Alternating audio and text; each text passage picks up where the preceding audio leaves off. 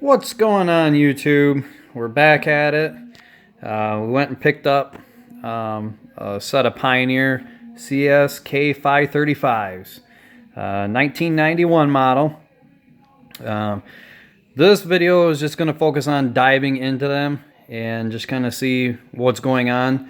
The 90s weren't really regarded as some of the best sounding speakers ever put out, but they did have good thump for what they were. Now these speakers, as you can see, we get down into it, it has a 12-inch woofer in both, and Pioneer is pretty famous for putting out a hertz range of 32 to 20,000 kilohertz. So the bottom end acts pretty decent as far as putting out some good bass. Magnet on the woofer is not very big, which kind of matches what a lot of Technics were doing back in the day too. Putting out a smaller magnet, but still has some good bump. If we look into this speaker, like I said, the K535s, that's what you get for a crossover. Right there, that little thing. That one. Which explains why when you listen to a lot of these, it would sound kind of muddy, not very detailed. They did leave their models up to better drivers.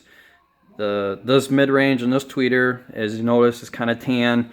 It was one of Pioneer's higher-end mid-range and tweeters from the 90s. And a lot of other models that were a little better than these ones. But this crossover back there, you got 3 caps. That's what you got, 3 capacitors driving the speakers inside this cabinet.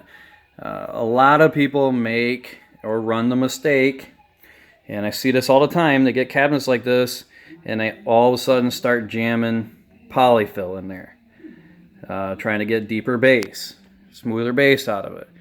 Sometimes it works, sometimes it doesn't.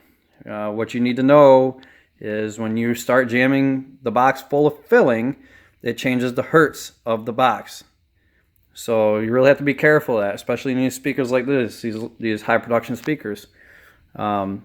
They did sound pretty decent. I mean, if you take a look at some of the music put out in the 90s, 94, if you listen to the regular radio, you know, you had Regulate by Warren G come out.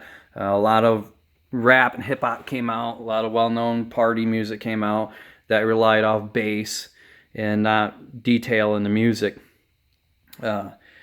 So I did want to send a shout out to the people in Everett that I got this from. I won't mention any names, but I do appreciate you selling me these speakers so I could do a video on them.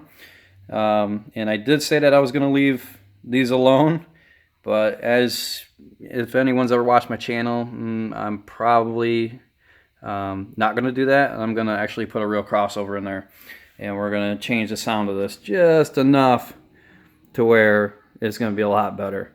We're going to get rid of this first order crossover.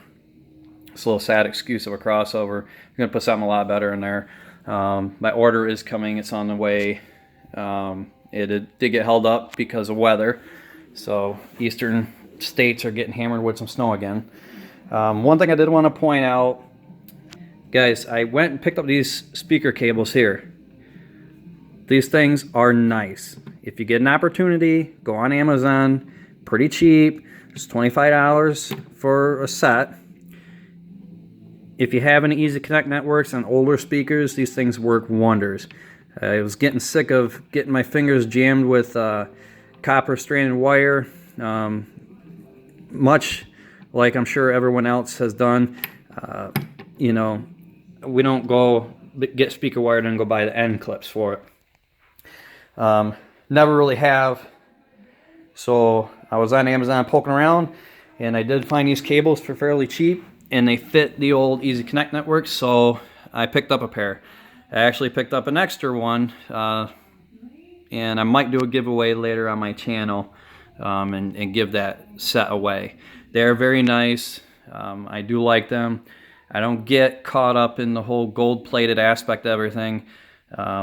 If you know anything about conductivity of metals, gold-plated, you know, gold is only your third best on the list anyways, and then copper and silver. So If you wanted something really good, you get silver end, right? Because it's the best conductor. The reason why to use gold is because it does not corrode like some of the other metals does. So gold actually stays nice and shiny for its life, basically. It doesn't corrode out, it doesn't get weak, brittle. That's why we use it.